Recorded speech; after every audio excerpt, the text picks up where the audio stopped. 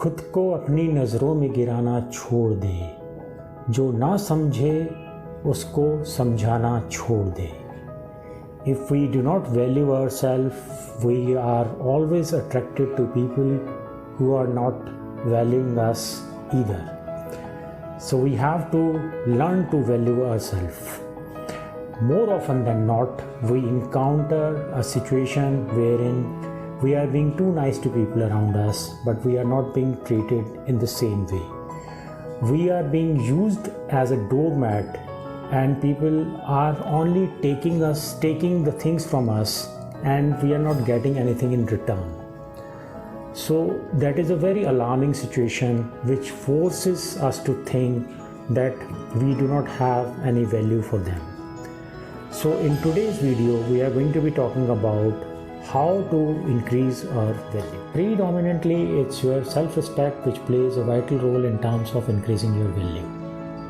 Self-respect is having confidence in yourself and behaving with dignity, grace, and honor. You must learn to respect yourself to be respected by others. There are certain key points which I am going to be discussing over here, which will help you to increase your value. First important thing is that you have to value your time. Don't make yourself available for others at their convenience.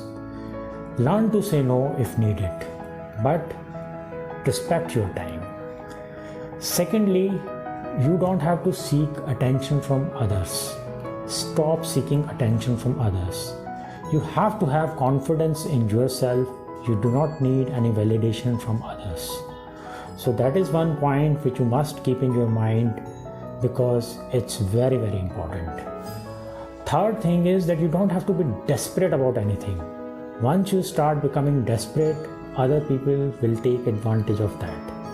So you must control your temptation and don't get desperate for anything.